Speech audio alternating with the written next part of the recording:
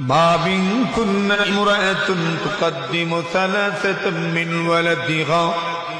আল্লাহর নবী বলেন, এই মহিলারা, তোমাদের 3টি সন্তান যদি মারা যায়, ইল্লা কুন্না লাকা হিজাবাম মিনান নার।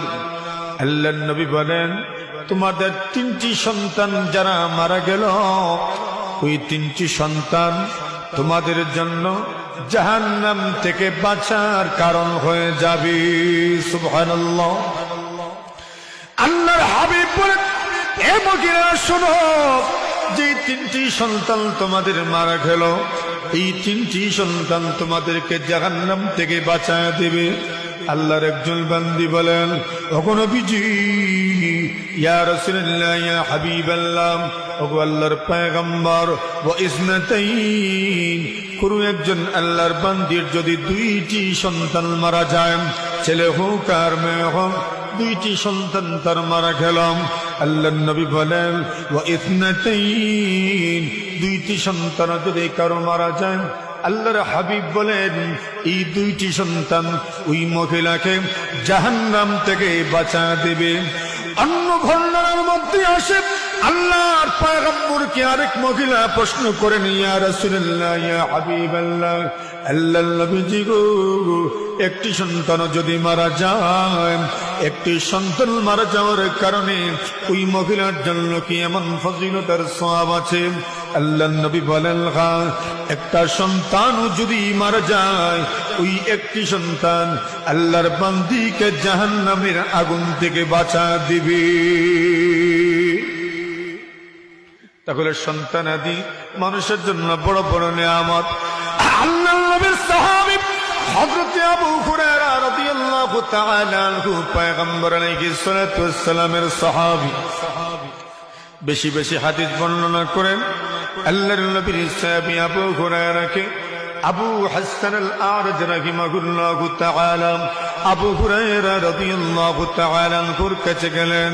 আল্লাহর নবীর সাহাবী আবু হুরায়রাকে গিয়ে প্রশ্ন করেন, আবু হুরায়রা, আমি 2টা সন্তান হারিয়েছি। আমি এমন একজন বাবা, যেই বাবা তার 2টা সন্তানকে হারিয়েছে, যেই বাবা 2টা সন্তান মারা গেছে। ও ভাইরা আমার, বাবারা আমার, একটা মানুষের যদি 2টা সন্তান মারা যায়, ওই মানুষ কেমনে সহ্য করতে পারে একটু চিন্তা করে দেখেন। আল্লাহর নবীর সাহাবী আবু হুরায়রা রাদিয়াল্লাহু তাআলা আনহুকে প্রশ্ন করেন, আবু হাসান আল-আরজ প্রশ্ন করেন, আল্লাহর নবীর সাহাবী গো, আমি এমন একজন হতভাগা মানুষ, আমার 2টি সন্তান মারা গেছে। ওগো নবীর সাহাবী, আপনি তো পয়গম্বর আলাইহিস সালাতু ওয়াস সালামের কাছ থেকে অনেকগুলো হাদিস বর্ণনা করেন, যে মানুষের 2টি সন্তান মারা যায়, ওই মানুষের জন্য মহান আল্লাহ তাআলা কি সওয়াব রেখেছেন আর কি মর্যাদা রেখেছেন। এমন কিছু জেনে থাকলে বলেন, এই কথাগুলো শুনে আমি একজন সন্তানহারা বাবা আমার অন্তরকে প্রশান্তি দিতে পারবো। সুবহানাল্লাহ।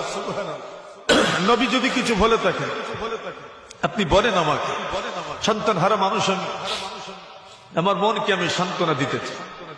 আল্লাহর নবীর সাহাবী আবু হুরায়রা রাদিয়াল্লাহু তাআলা আনহু বলেন, আবু হাসান আল-আরজ, আল্লাহর হাবিব বিশ্বনবী আকায়ে নামদার তাজদারে মদিনা সরকার দু আলম সৈয়দুল কাউনাইন ফখরে মওজুদাত বিশ্বনবীর জবান থেকে এই ব্যাপারে আমি হাদিস শুনেছি।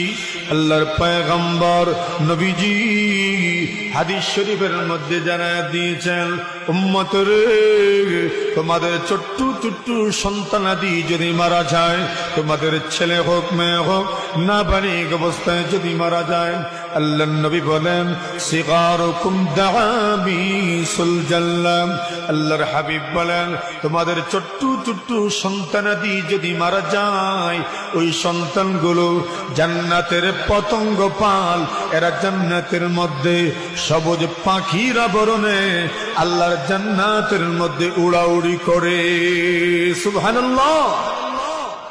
সিগারুকুম দাআমিসুল জান্নাহ।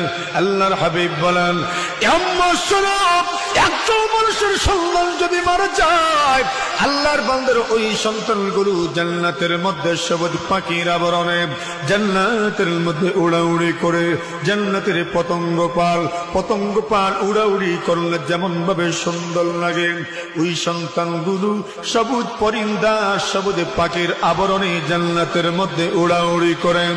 আল্লাহর নবী বলেন, উম্মত শুধু উড়াউড়ি করে এমন নয়, ইয়াতালাক্কা আহাদুহুম আবাহু ফায়াখুযু বিসাওবিহি ফালা ইয়ানতাহি হাত্তা ইউদখিলাহুল্লাহু ওয়া আবাহুল জান্নাহ। আল্লাহর পয়গম্বরের সাহাবী আবু হুরায়রা রাদিয়াল্লাহু তাআলা আনহু বলেন, আমি আল্লাহর নবী বিশ্বনবীজি আকায়ে নামদার তাজদার মদিনা সরকারে দু আলমের জবান থেকে শুনেছি, আল্লাহর নবী বলেন, তোমাদের এই সন্তানগুলো যারা নাবালিগ অবস্থায় মারা গেল, ওই সন্তানগুলো কিয়ামতের কঠিন ময়দানে তাদের বাবার সঙ্গে সাক্ষাৎ করবে, মোলাকাত করবে। আল্লাহর নবী বলেন, ফায়াখুযু বিসাওবিহি, ওই সন্তানগুলো বাবাদের কাপড়ে ধরবে, ফালা ইয়ানতাহি, বাবার কাপড় থেকে ছাড়বে না, বাবার কাপড় ছেড়ে দিবে না, কতক্ষণ পর্যন্ত ধরে রাখবে। আল্লাহর নবী বলেন, হাত্তা ইউদখিলাহুল্লাহু ওয়া আবাহুল জান্নাহ। আল্লাহর নবী বলেন, ওই সন্তানগুলো বাবা এবং মায়ের কাপড়ে ধরবে আর টানতে থাকবে। আল্লাহর নবী বলেন, জান্নাতে না নিয়ে যাওয়া পর্যন্ত ওই সন্তান এবং তার বাবা, ওই সন্তান এবং তার মা, ওই সন্তান এবং তার বাবা মাকে জান্নাতে না নিয়ে যাওয়া পর্যন্ত সন্তান বাবা এবং মায়ের কাপড় ছেড়ে দিবে না।